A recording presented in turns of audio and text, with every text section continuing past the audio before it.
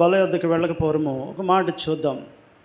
అపోస్తలుడైనటువంటి పౌలు గారే కొరింథీయులకు రాసిన పత్రికలో ఏమంటున్నాడంటే, అప్పుడు తీయొద్దు ఆ మాట, మనకు తెలుసు. నేను ప్రభు వల్ల పొంది తిని, ప్రభు అయిన యేసు తను అప్పగించబడిన రాత్రి ఒక రొట్టెని ఎత్తుకుని కృతజ్ఞతాస్తుతులు చెల్లించి విరిచి, ఇది మీ కొరకైనా నా శరీరం. ఇది మన మైండ్లో ఉండాలి, మన ఆలోచనలో ఉండాలి.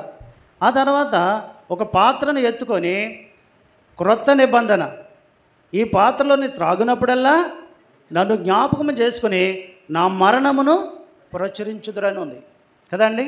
ఇది మనకు ఉండిపోవాలా ఈ మాట. ప్రభువా, మేము నిన్ను ఎప్పుడు మర్చిపోయాం? నిన్ను ఎలా మర్చిపోతాం?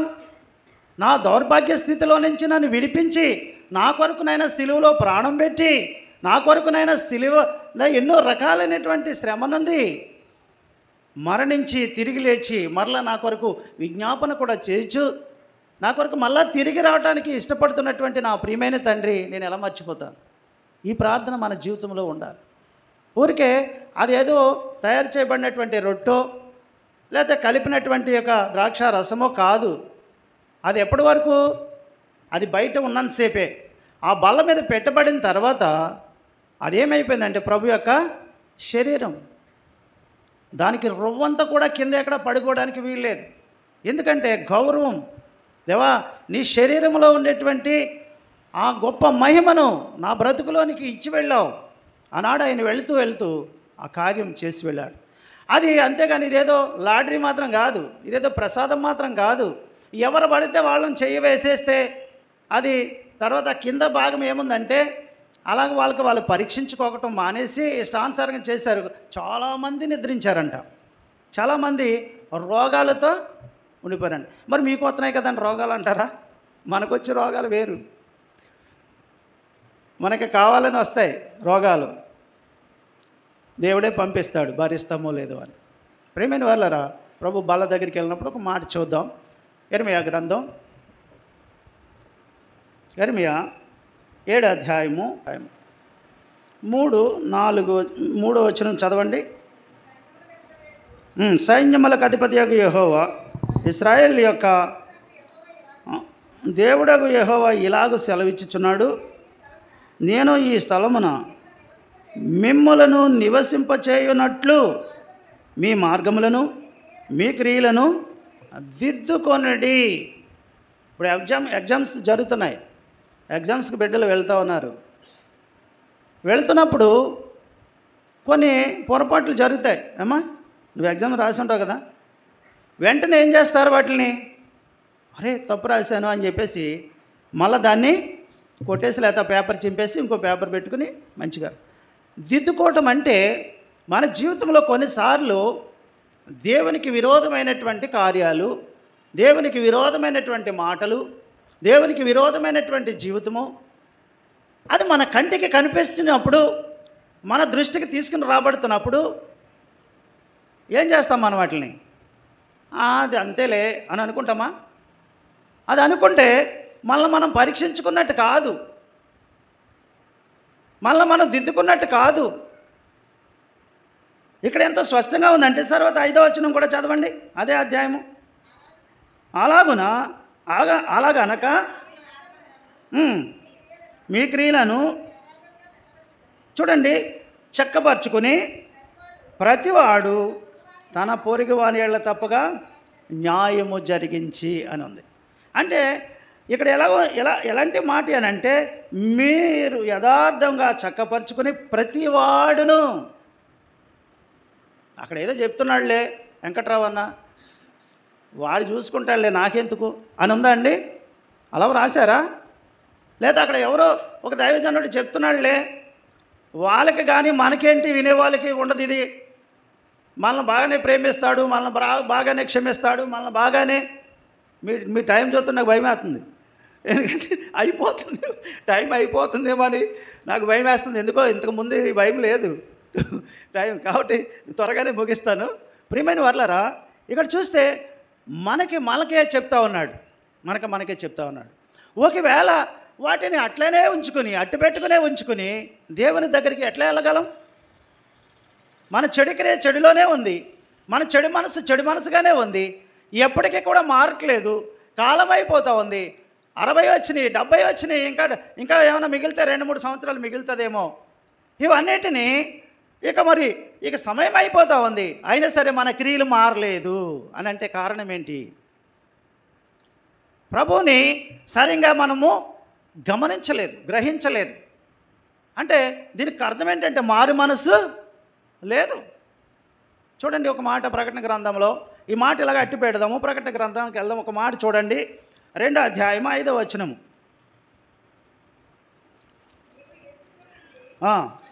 ఏ స్థితిలో నుండి నీవు పడితివో అది జ్ఞాపకము చేసుకొని మారు మనసు పొంది నువ్వు ఆ మొదటి క్రియను చేయము. అట్లు చేసి నీవు మారు మనసు పొందితేనే సరి, లేని ఎడల నేను నీ వద్దకు వచ్చి నీ దీపస్తంభమును దాని చోట నుండి. ఎంత భయంకరమైన మాట అండి! ఎక్కడ ఉందండి మీకు దీపస్తంభం? అన్నోళ్ళు చెప్పాలి, మీ దీపస్తంభం ఎక్కడుంది? అయ్యా మా ఇంటికాడ ఉందంటారా? మేము అప్పుడప్పుడు పెట్టుకునే వాళ్ళం అండి దీపస్తంభం. అక్కడ మా ఇంట్లో అక్కడ ఉందిలేండి, మళ్ళీ ఆనక కిరసనాయలు పోసి వెలిగిస్తాం. మా చిన్నప్పుడు మాట ఇది. చిన్నప్పుడు ఈ లైట్లు లేవు కదా, కరెంటు కూడా లేదు. కిరసనాయలు పోసి ఒక దీపం అక్కడ కొంచెం ఎత్తులో పెట్టుకుంటే ఇల్లు అంతటికి. ఈయన తీసేసే దీపం అది కాదు, నిన్ను నన్నే తీసేస్తాడంట. ఇక్కడ ఉంది ఆయన పెట్టిన దీపం. దాన్ని ఆయన దగ్గరికి వచ్చి దాన్ని ఏం చేస్తాడంటే ఎంత భయంకర. నీవు ఏ స్థితిలో నుండి పడితేవో అది జ్ఞాపకము చేసుకొని మారు మనసు పొంది ఆ మొదటి క్రియను చేయము. అట్లు చేసి నీవు మారు మనసు పొందితేనే సరి, లేని ఎడల నీ వద్దకు వచ్చి నీ దీపస్తంభం గుర్తుపెట్టుకోండి, మీ దీపస్తంభం కాదు. అర్థమైందండి ఈ మాట? మీ దీపస్తంభం కాదు. వెంకటరామన్ వదిలేశాడు అక్కడ. నీ దీపస్తంభం అంటున్నాడు. కారణం ఏంటి? ఎప్పుడైనా ఆలోచించవా? నా ఒక్కరి కొరకే ఈ మాట ఉన్నట్టుగా కనిపిస్తుందేంటి? ఏంటి సంఘం అంతటిని కలపట్లేదేంటి? మీ దీపస్తంభం అనట్లేదేంటి? ఎప్పుడైనా ఆలోచన చేసావా? అందరినీ కలపడు. ఒకవేళ నీ క్రియ ఎట్లా ఉందో నా క్రియ ఎట్లా ఉందో నీకే తెలుసు, నాకే తెలుసు. ఎంతవరకు నీ జీవితము ప్రభు కొరకు సమర్పించి జీవిస్తున్నావో, ఎంతవరకు లోకానికి సమర్పించి జీవిస్తున్నావో, అందుకని నీ స్థితి ఎట్లా ఉందో నాకే ఇడిచిపెట్టేస్తా ఉన్నాడు. అందుకనే నీ దీపస్తంభమే అంటున్నాడు, మీ దీపస్తంభం గురించి మాట్లాడట్లేదు ప్రభు. కాబట్టి మనము ఎవరికి వారము పరీక్షించుకోవాల్సినటువంటి, ప్రభువా ఇదిగో చాలా దూరం వచ్చాను, 30 దాటాను, 40కి వచ్చాను, 40 దాటుతున్నాను, 50కి వెళ్తున్నాను, ఇంకా ఇంతకాలం వచ్చినా నాకు మారు మనసు లేకపోయిందేంటి? ఎంతసేపు చూసినా లోకంలోనే ఉండిపోయానేంటి? నా ఎవరి కాలం వెళ్ళిపోయింది, ఇంకా వృద్ధాప్యంలో కూడా ప్రవేశిస్తూ ఉన్నాను, ఇంకా నాకు మారు మనసు లేకపోతే ఏం చేస్తాడో తెలుసా అండి? చూడండి, అదే ప్రకటన గ్రంథము 3వ అధ్యాయము 1వ వచనం. ఉన్నావని పేరు మాత్రం ఉన్నది కానీ నీవెవడవో చచ్చినోడితోటి సమానం. చచ్చినోడు ఎవరికైనా ఉపయోగమండి? చచ్చినోడిని రోజు ఆరాధనకు రాలేదే అని అడిగితే ఉలికితాడా పలుకుతాడా? అరే నన్ను ఐసు బాక్స్లో పెట్టారురా, ఇంకా నేను ఆరాధనకు రాలేను, ఇప్పుడు నువ్వే ఆరాధన ముగించుకుని వచ్చి నాకు కార్యక్రమము చేయాలి. ఒకవేళ అలాగా అంటాడేమో, ఒకవేళ అలాగా వాడు అనబోని మనం అనుకోవాలి అంతే. ఇక మృతుడికి ఏమి లేదు, బల యొద్ద పాలు లేదు. పత్రిక పాఠాల్లో చూస్తే అసలు సత్యవానికి ఇంకా ప్రేమ లేదంట, లోకంలో ఇంక ఆశలు లేవు, ఇంక ఏమి లేవు, సంపాదన లేదు, ఏం అక్కర్లేదు చనిపోయినానికి. ప్రియమైన వాళ్ళరా, బల్ల దగ్గరికి వెళ్ళకపోవడం మనం పరీక్షించుకుందాం. నీ నా స్థితి ఏంటో, నేను ఆ స్థితి ఉండేటువంటి ఆ యొక్క పరిస్థితి ఏంటో, దాని నుంచి ఎట్లాగా వేస్తూ ఉన్నావో అడుగులు ఒకసారి పరిశీలించుకుందామా? నేను ఇక్కడ నించున్నాను, నేనంత మంచివాడిని అయితే కాదు. నా మొదటి స్థితి ఒకసారి నేను జ్ఞాపకం చేసుకుంటే చాలాసార్లు అర్ధరాత్రిలో ప్రభు పాదాల మీద పడి ఏడుస్తాను, అయ్యా నేను ఎంత దౌర్భాగ్యుడను, నేను ఎంత పనికిమాలోని, ఇలాంటి నా పనికిమాలి స్థితిలో నుంచి నన్ను నాయన ప్రార్థించుకునేవానిగా చేసావా, నీ వాక్యం చదువుకునేవానిగా చేసావా, నాకు సమయం ఇచ్చినంత మట్టికి, ఓపుకున్నంత మట్టికి ప్రపంచంలో ఉన్నటువంటి పరిస్థితుల కొరకు కనీసం ప్రార్థించేవానిగా చేసావా అని ఏడ్చిన దినాలు ఎన్నో ఉన్నాయి. ప్రియమైన వారులారా, ఎందుకు చెప్తున్నాను ప్రభు సముఖంలో ఉండంటే, మన బ్రతుక్కి ఒకసారి నా వెనక చూస్తే అబ్బా ఎంత పనికిమాలివాడినో, ఎంత రోతో, ప్రభు అంటానికే కూడా సరిపోయినటువంటి నా జీవితము ఈ రోజున నాయన ఎంత సంతోషమా, ఎంత సంతోషమా. నేను కూడా సర్వ పరిశుద్ధుల కొరకు, సర్వలోకము కొరకు, మరి వారి యొక్క క్షేమం కొరకు ప్రార్థించే అవకాశం నాకు ఇచ్చావా. ఎంత సంతోషం నైనా, ఎంత సంతోషం. ఒకవేళ ఒక అరగంటో 3/4 గంటో నిద్రపోయినా పర్వాలేదు, నేనేమి దానికి ఏమి మా బలహీనతకు గురైపోను. కానీ నాయన ఇలాంటి భాగ్యం నాకు ఇచ్చావు, నీకు ఎంత నాయన కృతజ్ఞుడు నాయన, ఎంత సంతోషం నైనా నా బ్రతుకులో ఉంచావు. ఎప్పుడైనా ఇలాంటి సంతోషం గురించినటువంటి మాట మీ బ్రతుకులో ఉందో లేదో ఒకసారి పరిశీలించుకుందాం ప్రియమైన వాళ్ళు. నా బ్రతుకైతే నేను చెప్పగలను దేవుని సన్నిధిలో, దేవుని సముఖము నుండి, ప్రభువా నేను చేయగలను నాయన నీ సన్నిధిలో, ఆ సంతోషం నేను పొందగలను అని చెప్పగలుగుతా. మీకుందా అవకాశం, మీకు ఇచ్చాడే అవకాశం ఇచ్చాడు, కానీ సమయం ఏది, ఆ సమయం ఏది మీకు, ఆ సమయం మీరు ఉపయోగించుకోలేకపోతా ఉన్నారు. కనుక ప్రియమైన వాళ్ళారా, నేనేం చెప్తానంటే ఈ సమయంలో ఆయన అంటున్నాడు, నేను చెప్పట్లే, దేవుడు నా తలంపుకి ప్రభువా ఏమి మాట నీ సన్నిధిలో నాకు ఇస్తావని అంటే. అందుకనే యెర్మీయా గ్రంథంలో మనం ఒక మాట మనం చూసాం. ఇక్కడ రెండు విషయాలు మనం చూస్తూ వచ్చాం. ఏంటి ఒక విషయం ఏంటంటే, నీ మార్గములను నీ క్రియలను దిద్దుకోమంటున్నాడు. ఒకవేళ ఎక్కడన్నా పొరపాటు అక్షరం పడిందేమో, ఎక్కడన్నా ఒక పొరపాటుగా ఒక ప్రంతు రాసేసేవేమో, దాన్ని దిద్దుకోవాల్సినటువంటి అవసరము సమీపిస్తూ ఉంది. రెండో మాట ఏంటంటే 5వ వచనంలో, క్రియలను యథార్థముగా చక్కపరచుకోకపోతే హిజ్కియా ఒక మరణకరమైనటువంటి రోగం హిజ్కియాకు సంభవించింది. 2వ రాజుల గ్రంథం 20వ అధ్యాయము మొదటి నుంచి కొన్ని మాటలు చదివితే ఆ మాటలు కనపడతాయి.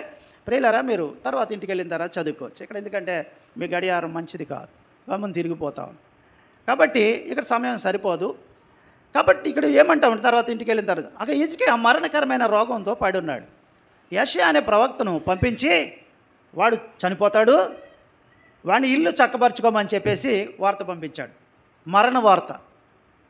ఎప్పుడైనా ఒకవేళ గుమ్మంలోకి వస్తూ ఉన్నాం అనుకోండి, మీరు అందరు లేకముందే మేము వచ్చాం కదా, నేను అరే వెంకట్రావు చేస్తావు ఇంకా అని ఒక స్వరం వినిపించింది అనుకోండి, వస్తానా అన్న దయచేసి నన్ను ఎవరినన్నా ఇప్పుడు మీలో ఎవరో ఒకరు నిలబడండి, నన్ను చంపేస్తారంట, నేను వెళ్ళిపోతున్నాను. అదే వర్గంగా మరణం అంటే ఎవరికన్నా భయమే కదా.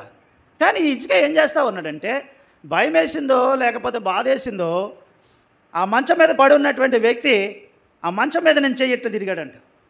ఇట్లేముంది, ఈ పక్కనే ఈ గోడ పక్కన మంచం వేశారండి, ఇటు తిరిగి పడుకున్నాను, యెషయా వచ్చి మాట్లాడేసి చెప్పేసి వెళ్ళిపోతున్నాడు, నీళ్ళు చక్కబెట్టుకో అబ్బాయి అని. ఈ పక్కన ఏముంది, గోడ ఉంది. ఇప్పుడు వెళ్ళి అక్కడ ఎవరికో చెప్పట్లే, ఎవరికో కవర్ పంపించట్లే, సైనికులకి కవర్ పంపించట్లే, శకునగాండులకు సోదిగాండులకి వీళ్ళకి ఎవరిని కవర్ పంపించట్లే. హిజ్కియా ఏం చేస్తా ఉన్నాడు తెలుసా అండి, ఆ గోడ తట్టుకు మొఖం తిప్పుకొని, అయ్యా నీ సన్నిధిలో చదవండి, ఒక మాట చదివితే ఇంకా మంచిదేమో. తన గోడ తట్టుకు తిప్పుకొని యెహోవా చూడండి ఏంటంట, యథార్థవంతుడనై సత్యముతో నీ సన్నిధిని, బయట పాలకొల సంతలో కాదు, ఈ మాట బాగా గుర్తుపెట్టుకుందాం. నీ సన్నిధి ఒకటి ఉంది.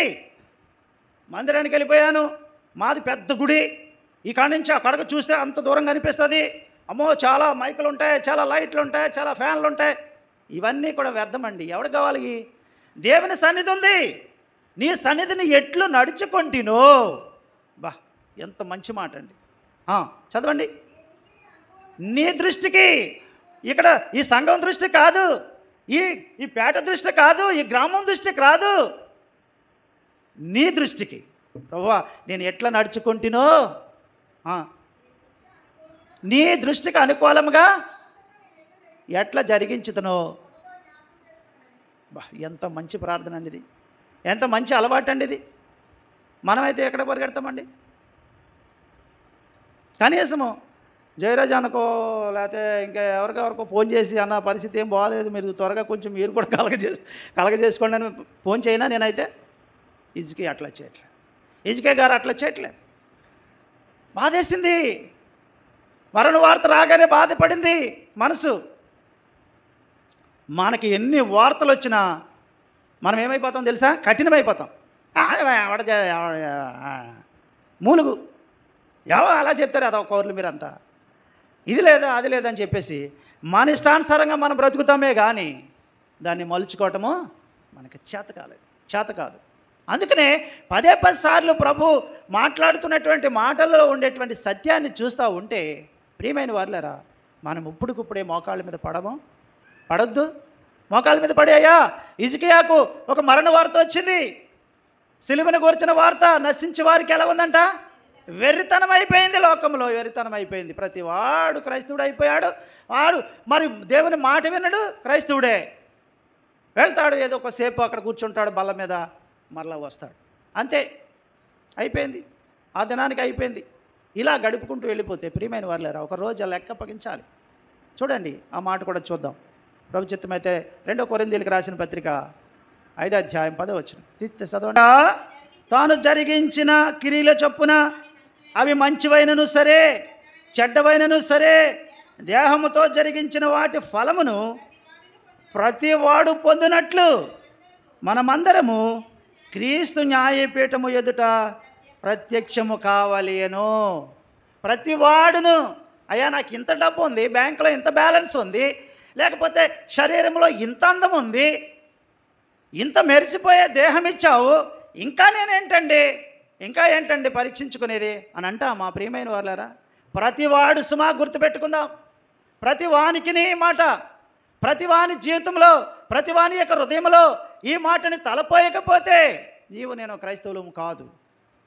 దేవుని సన్నిధిలో ఒకవేళ ఈ మాట నీ బ్రతుకులో నా బ్రతుకులో లేకపోతే ప్రియమైన వాళ్ళారా, ప్రభు బలలో చేయవేయద్దు, ఏసి నష్టం తెచ్చుకోవద్దు. ఆ మాట కొరకు ఎదురు చూడు. ఇక్కడ చూడండి ఎంత చక్కటి మాట అండి ఇది. అవి మంచివైనను సరే చెడ్డవైనను సరే దేహములో జరిగించిన వాటి గురించి మాట్లాడుతూ ఉన్నాడు. దేహం ఉంది కదా ప్రతి వారికి, మనకు దేహాలు ఉన్నాయి. దేహాలతోటి ఏ క్రియలు జరిగించావో కొన్ని మంచి జరిగించవచ్చు, పుణ్యాలు చేసి ఉండొచ్చు, సంతర్పణాలు పెట్టవచ్చు, గుడులకి చాలా భాగాలు ఇవ్వచ్చు, మంచి చేస్తుంటావు. కానీ మరి చెడ్డకు ఎక్కడికి వచ్చినాయి? చెడ్డ ఎలాగొచ్చినాయి? ఏదైనా సరే ఒక లెక్క చూసుకోకపోతే, ఒక భాగాన్ని నీ బ్రతుకులోకి తెచ్చుకోకపోతే ఏమంటాడు మరి చదవండి. సరే, దేహంలో జరిగించిన వాటి ఫలము, వాటికి ఫలం వచ్చాడు, ఒక ఫలం చూపిస్తా ఉన్నాడు. ఊరిక నువ్వు నేను చేసినటువంటి వాటికి మోషే గారు సీనాయి పర్వతం మీదకి వెళ్ళాడు, దేవునితో 40 దినాలు ఆ మాట మంచి జరిపాడు. అయ్యా ఇది పరిస్థితి అని అంటే దేవుడు కొన్ని 10 ఆజ్ఞలు రాసిచ్చాడు కదండి. మన ప్రార్థన బంధన గ్రంథాల్లో చూస్తాం, 10 ఆజ్ఞలు రాసిచ్చాడు. ఎదటివారి భార్యని నువ్వు ఆశించవద్దు, లేకపోతే ఎదటివారిని సొమ్మును ఆశించవద్దు, నరహత్య చేయొద్దు, దొంగలించవద్దు, ఇలాంటి రకరకాల 10 ఆజ్ఞలు రాసిస్తే పట్టుకుని వస్తూ ఉన్నాడు. 40 రోజులు అక్కడ ఉండిపోయాడు. 40 రోజులు అక్కడ ఉండిపోయిన తర్వాత ఇక అలా అన్న ఆరోహణ్ గారు ఇక్కడ ఉన్నాడు ఈ జనుల దగ్గర. వీళ్ళు ఏం తొందర చేస్తూ ఉన్నారు, అరే మోషే ఇంకా రాడు, 40 రోజులు ఎవడ బ్రతుకుతాడు, చనిపోయి ఉంటాడు, నువ్వు ఇదిగో మాకు ఒక దేవుడిని చెయ్యి. ఇదంతా మీకు తెలుసు కాబట్టి నేను చెప్పేస్తా ఉన్నా. కాబట్టి అదే మాకు దేవుడు, ఇంక దేవుడు లేదు ఏమీ లేదు, మోషే ఇంకా లేడు అని చెప్పేసి ఒక తీర్మానానికి వచ్చేస్తే ఓరు నాయన వస్తాడు రా బాబు, దేవుని దగ్గరికి వెళ్ళాడు, ఆయన చంపేయడు, దేవుని దగ్గర నుంచి కొన్ని ఆజ్ఞలు తీసుకుని వస్తాడంటే ఏమాత్రం వినలేదు. వినకపోతూ ఉంటే అయితే మీ బంగారం అంతా పట్టుకురండి రా అని అన్నాడు. ఒకవేళ అప్పుడైనా మానేస్తారేమో అని. బంగారం అంటే మనకు ఆశ కదా, ఆనాటి నుంచి ఈనాటికి ఉంది కదా. బంగారం తెమ్మంటే మా బంగారం అయితే మేము తేము అంటారేమో అని బంగారం అంత తెచ్చి గుట్ట కింద పోసారు. దాంతో ఒక దూడని తయారు చేసి ఇంకా వాళ్ళు ఇష్టం వచ్చినట్టుగా డ్యాన్సులు వేస్తూ ఉన్నారు. మేము వస్తూ ఉంటే కూడా పాలకోలు రాత్రేమో అబ్బా ఏమి డ్యాన్స్ అంటే డ్యాన్స్, ఏమి డ్యాన్సులు వేస్తున్నారు రా, బ్రతుకులో మార్పు లేదు. ఆ డప్పుల శబ్దానికి రెచ్చిపోయి చిన్న చిన్న పిల్లలను కూడా వాళ్ళు తీసుకుని వచ్చి డ్యాన్సులు వేస్తున్నారండి. చాలా బాధేసింది. మీరు చచ్చారు, మీ బిడ్డలను కూడా ఎందుకు చంపుతారా అని కాసేపు అక్కడ బండిని పక్కన పెట్టి చూస్తూ ఉంటే చాలా బాధేసింది. ప్రియమైన వారులారా, ఎందుకు చెప్తున్నానంటే ఈ విధంగా వాళ్ళు డ్యాన్సులు వేస్తూ ఉంటే సరే ఎట్లానో 40 దినాలకి ఆ 10 ఆజ్ఞలు పట్టుకుని రానే వచ్చాడు దైవజనుడు మోసే గారు. వస్తే వాళ్ళని చూసి ఏం చేయాలి? ఈ మాట మీరు చెప్పాలి. వాళ్ళని చూసి ఏం చేయాలి?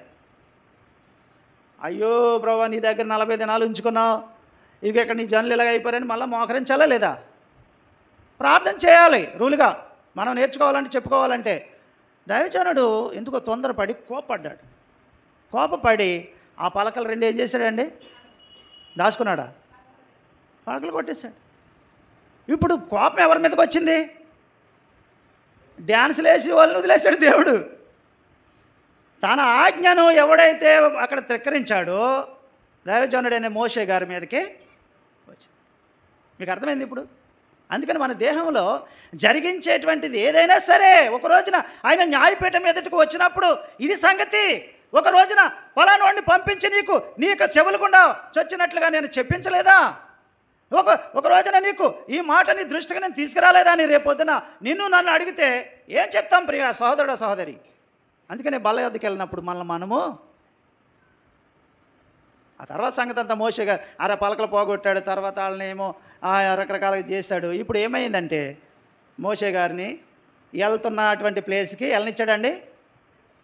వాళ్ళు కానానికి వెళ్ళాలి, పాలు తేనె ప్రవహించి ఎవరు వద్దురా నాయన నువ్వు ఇంత కోపం, అక్కడే ఉన్న చంపావు అనుకో, మళ్ళీ ఎందుకు వచ్చిందా అనుకున్నాడు. ఏమో ప్రభు, ఆయన ఇష్టం, ఆయన ఏమైనా చేయగలడు.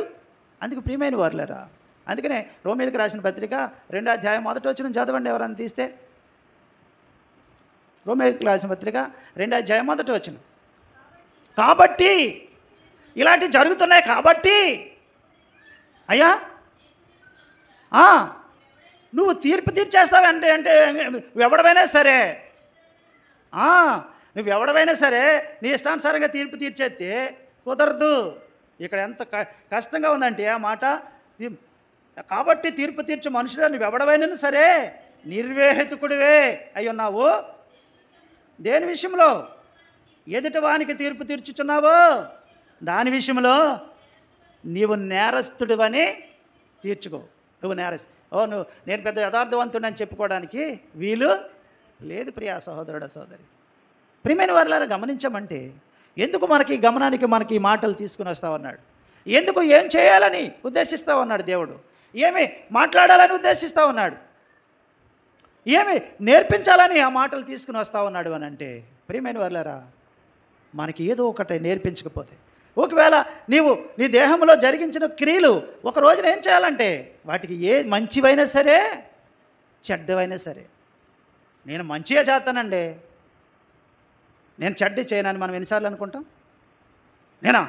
నేను చేశానా అనలేదండి. మీరు ఎప్పుడు బంకలేదా? మా చెల్లి చిన్నప్పుడు ఒక పావలా కన్నం వేసింది. మాదే, మా అమ్మ డబ్బులే. పావలంటే చాలా పెద్ద అమౌంట్ తెలుసా అండి? మా చిన్నతనంలో పావలంటే ఇప్పుడు అసలు పావలాలే లేవు, తీసి పారేశారు అనుకోండి. ఒక పావలా ఏం చేసిందంటే 2 పావలాలు ఉన్నాయి, ఒక పావలా అక్కడ ఉంచింది, ఒక పావలా కనికల డబ్బాలో దాచేసుకుంది. మీకు అర్థం అవ్వాలని చెప్తున్నా. కనికల డబ్బాలో దాచేసుకుని ఇప్పుడు ఏం చేస్తుంది తెలుసా? మాతోటే తిరుగుతూ ఉంది. ఈ పావలా ఏమైందని మా అమ్మమ్మ ఇంటికి పెద్దోడిని నన్ను కొట్టేస్తుంది. నేను కొట్టేసానేమో అనుకుని. చూడండి, తల్లిదండ్రులు సామాన్యంగా పొరపాట్లు చేస్తే చిన్నోళ్ళ మీదకి పెట్టరు. ఈ చిన్నోడు బాగా సేపు, ఆ చిన్నోడు సేపు అయిపోతాడు, పక్కకి వెళ్ళి నుంచి ఉంటాడు, 2 దెబ్బలు ఆయనకి పడిపోయిన తర్వాత మెల్లిగా వస్తాడనమాట. మా అమ్మాయి నన్ను కొట్టేస్తూ ఉంది, నెతుకుతుంది, ఒక్కో దెబ్బ వేస్తూ ఉంది. నేను తీరేదమ్మా అని ఎడుతూ ఉంటే ఇంకా కొడతా ఉంది. మా చెల్లి కూడా మా చుట్టూనే తిరుగుతూ ఉంది. ఎక్కడ దొరుకుతుందండి? దొంగ కూడా మా చుట్టూనే తిరుగుతూ ఉంటే ఇంకా దొంగ ఎక్కడ పాలు ఎక్కడ దొరుకుతుంది చెప్పండి? 7 దెబ్బలు పడిపోయినాయి నాకు. అప్పుడు డౌట్ వచ్చింది, ఇంక బాగా వచ్చి ఇదే తీసేసి ఉంటుంది అని కోపంతో మా చెల్లి మీద దాని పుస్తకాల సంచి అన్నీ నెతికేస్తుంటే ఇలా చూస్తుంది నా ఇంకా అలాగా. అంటే దొరికితే చూద్దాంలే తర్వాత అనుకుంటుంది. మొండిదన్నమాట మా చెల్లి. చిన్నప్పుడు ఎన్ని దెబ్బలు కొట్టినా ఏడ్చేది కాదు. ఆ కనికల డబ్బా కూడా తీసేవాడికి అందులో ఉంది పావలా. చిన్న డబ్బా ఇలా బరినలాగా ఉంటుంది, దాంట్లో అమ్మ ఇదిగో పావలా కాసే అనేసరికి ఆవిడ మా చెల్లిని 2 ఆడేసింది. కానీ ఇక నా దెబ్బలు ఎన్ని తీస్తుందండి, 9 దెబ్బలు కొట్టేసింది మా అమ్మ. నేను తీయలేదంటే ఊరుకోవట్లేదంటే నువ్వు సారీ రా బాబా సారీ రా అన్నది. ఏంటి అన్నీ కొట్టేసిన తర్వాత చూడండి, అంటే తన దగ్గరే పెట్టుకొని ఏం చేస్తావని తను ఒప్పుకుంటుందా? ఒప్పుకోలేదు. నేను ఆ చిన్నతనంలోనే ఈ భాగం నేర్చుకున్నాను. కాబట్టి ఇక్కడ మన దేహంలో జరిగించేటువంటి ప్రతిక్రియ మంచి అంటాం మనము, అది చెడ్డక్రియ కూడా మంచి అంటాము. త్రాగుబోతాడు ఏమంటున్నాడు, నేను ఎవరికి మోసం చేశానంట్రా అంటున్నాడు. ఆడు బూతులు తిట్టేస్తున్నాడు, రకరకాల పక్క వాళ్ళకి హాని చేస్తున్నాడు, పక్క వాళ్ళ మీద వాడు ఇది అవుతున్నాడు, కానీ నేనేం చేయలేదు అంటున్నాడు, నేనే గొప్పండి అంటున్నాడు. మరి ఇదేంది? కాబట్టి ప్రియమైన వాళ్ళారా, మనుషుని యొక్క అందుకనే మనుషుడా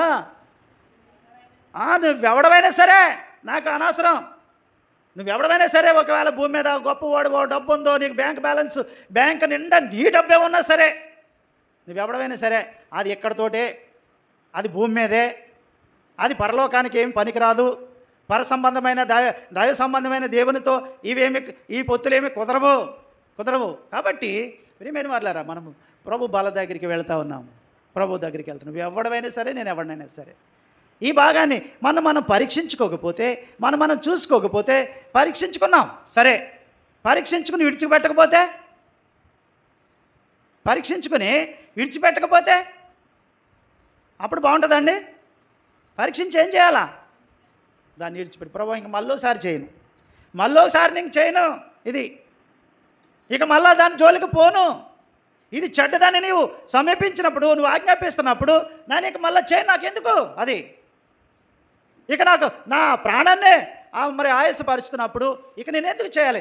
ఇలాంటి తీర్పు కావాలి మనుషునికి, ఇలాంటి ఆలోచన కావాలి మనుషునికి, ఇలాంటి ఖచ్చితమైనటువంటి మాట కావాలి మనిషికి. లేకపోతే ప్రియమైన వాళ్ళరా, నువ్వు క్రైస్తవుడువో క్రైస్తవురాలువో ఇదేం అవసరం లేదు, అక్కడేమి లేదు. ఎప్పుడైతే నువ్వు మారు మనసు పొంది, అందుకనే ప్రకటన గ్రంథంలో ఏం చూసాము చూడండి, మళ్ళా మాట చూడండి, 2వ అధ్యాయంలో ఏ స్థితిలో నుంచి నీ యొక్క పరిస్థితి ఉందో అది జ్ఞాపకం తెచ్చుకోక ఒకసారి జ్ఞాపకం ఎక్కడ పడిపోయావో, ఏం చేసావో, దేవునికి విరోధంగా ఉన్నావో, దేవునికి అనుకూలంగా ఉన్నావో.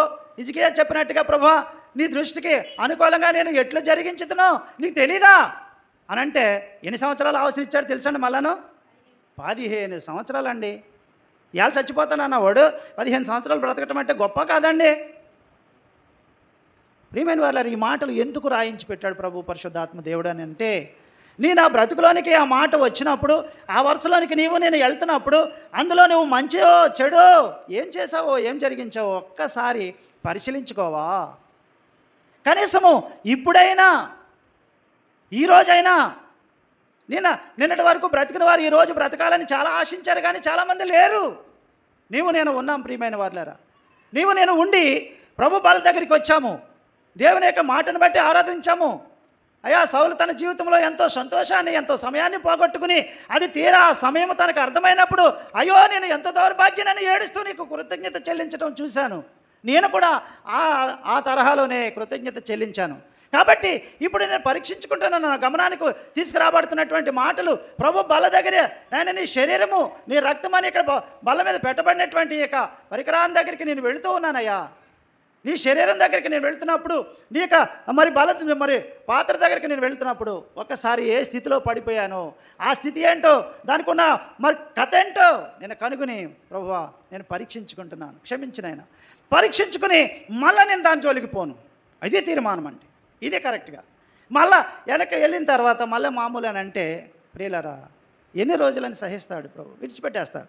చూడండి, ప్రకటన గ్రంథం చివరి అధ్యాయాల్లో చూస్తే, ఇక పాపం చేసిన వాడిని చదవరా, ఆ మాట చదవరా. ప్రకటన గ్రంథం చివరి అధ్యాయంలో 11వ వచనం, 22-11 వచనంలో, అన్యాయము చేయవాడు ఇంకా అన్యాయమే చేయనిము, అపవిత్రుడిని ఇంకా అపవిత్రుడిగానే వదిలేస్తాడు. ఇంకా చెప్పి ఏం చేస్తాడు చెప్పండి? తల్లిదండ్రులు కూడా ఏం చేస్తారంటే, బిడ్డలమైన మనల్ని, వారు ఇది మంచి పని కాదు, మంచి మార్గం కాదు, మంచి బ్రతుకు కాదు, ఇది రా ఇలా జరిగితే నీ బ్రతుకు బాగుపడుతుందని తల్లిదండ్రులు మనకు బోధిస్తూ ఉన్నారనుకోండి. ఇక చెప్పి ఏం చేస్తారు వాళ్ళు? అంటారు లేదా? దేవుడు కూడా చెప్పి ఇక అన్యాయం చేసేవాడిని చేయొద్దని చెప్తా ఉన్నాడు. ఇంకా చేస్తానే ఉంటే, ఇంకా న్యాయం జరిగించలేకపోతా ఉంటే, నీ దేహానికి నీ ప్రాణానికి ఇంకా ఒక న్యాయాన్ని తీసుకురాలేకపోతా ఉంటే ఇంకా ఎప్పుడమ్మా, ఇంకా ఎప్పుడు? అందుకనే ఆయన విడిచిపెడతాడు. కాబట్టి ఈ మాటను భయపెట్టుకు మా హృదయంలో పెట్టుకుని, అయ్యా అంతకాడికి రానివ్వను, అయ్యా నన్ను విడిచిపెట్టి అంతకాడికి రానివ్వను. అంతకు పూర్వమే నా గమనానికి తీసుకురాబడినటువంటి లేఖనము ద్వారా నాయన నేను రక్షించబడి నేను మారు మనసు పొంది నాయన మరి నీ సన్నిధిలో మార్చుకుంటానయ్యా. నేను ఏ స్థితిలో పడిపోయానో ఆ స్థితిలోంచి నువ్వు లేపినప్పుడు లేచిపోతానయ్యా. ఇలాంటి ఆలోచన ప్రార్థనతో ప్రభు బలలో మనం పాలు పొందుతాం ప్రియులారా. అప్పుడు దేవునికి మనకి మధ్య సంబంధం ఏర్పడుతుంది. లేకపోతే ఆయన దారి ఆయనదే. ఆయన వచ్చినప్పుడు మన దారి మనది అయిపోద్ది, ఆయన దారి ఆయనదే. మన దారిలో ఆయన మార్గం. అందుకనే నేనే మార్గము సత్యము జీవము అని ఎందుకు చెప్పాడు? ఎప్పుడైనా ఆలోచించారా? బాగానే చదువుకుంటే వెళ్ళిపోతాం. నీదే మార్గం ఏంటి? బోల్డ్ మార్గాలు ఉన్నాయి, పాలకొల చుట్టూ మార్గాలే. ఏ మార్గం పోయినా 10 గుళ్ళు ఉన్నాయి, ఏ మార్గాన్ని పోయినా 10 దేవుళ్ళు ఉన్నారు. నీదే మార్గం ఏంటి అని అంటే, ఈ దేవుళ్ళు అనిపించుకున్న వారు వీళ్ళు ఏమీ కనిపించరు. కానీ ప్రభు తన మార్గాన్ని ఏర్పాటు చేశాడు. తన మార్గము తన పరిశుద్ధులకే అర్థమైద్ది. ఎప్పుడైతే పరీక్షించుకుంటావో తన మార్గం కనపడుతుంది, లేదా ఆ మార్గం కనపడదు. పొద్దున 5 గంటలకు లేచి మేము రెహబోత్ ప్రార్థనా మందిరానికి వస్తూ ఉంటే పొగలాంటి మంచు, అసలు రోడ్డే కనిపించట్లే. ఎట్లా వెళ్ళాలో ఆ రోడ్లో ఎవరు ఎదురు వస్తున్నారో కూడా తెలియట్లే. అట్ట ఉంటుందన్నమాట ప్రభు మార్గం మనకు అర్థం కాదు, ప్రభు మార్గం మనకు తెలియదు. కాబట్టి ప్రియమైన వారులారా, మనము అందుకని ఏమంటాడంటే ఆ మాట మరలా చదువుకుని అందరము కలిసి ప్రకటన గ్రంథం 2:5 మనం అందరం కలిసి చదువుకుందాం. ప్రభు బలలో పాలు పొందుదాం. నీ స్థితిలో నుండి పడితివో అది జ్ఞాపకము చేసుకొని మారు మనసు పొంది ఆ మొదటి క్రియను చేయము. అట్లు చేసి నీవు మారు మనసు పొందితేనే సరి, లేని ఎడల నీ వద్దకు వచ్చి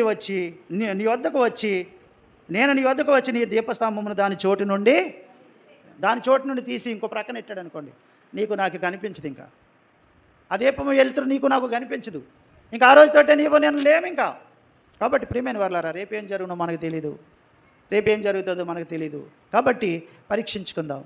ప్రభువా నిజమే, మారు మనసు లేకపోతే నేను నిన్ను చూడలేను, నీ మార్గం నాకు కనిపించదు. ఒకవేళ నేను యవ్వన కాలంలో ఉన్నానా, మరి నడి వయసులో ఉన్నానా, లేకపోతే వృద్ధాప్య బలహీనతలోకి వచ్చానా, ఇంకా కొద్ది సమయమే అన్నట్టుగా ఉన్నానా, ఎట్ట ఉన్నప్పటికీ కూడా నాయన నాకు మారు మనసు లేకపోతే నీ మార్గము నాకు కనిపించదు, నీ మార్గంలో నేను ఉండలేను. మా ప్రియమైన తండ్రి, నీ మార్గము సత్యముజ్జవమైనటువంటి నా ప్రియమైన ప్రభువా, నీ ఆ మార్గంలో వెళ్ళడానికి కావాల్సిన అనుమతి దయచేయమని ప్రార్థన చేసుకుంటామా ప్రియులరా? అట్టి ప్రార్థనతో మనం ప్రభు సన్నిధిలో ప్రభు యొక్క బలలో చేయి వేస్తాము. ప్రార్థన పూర్వకంగా వెళ్దాం.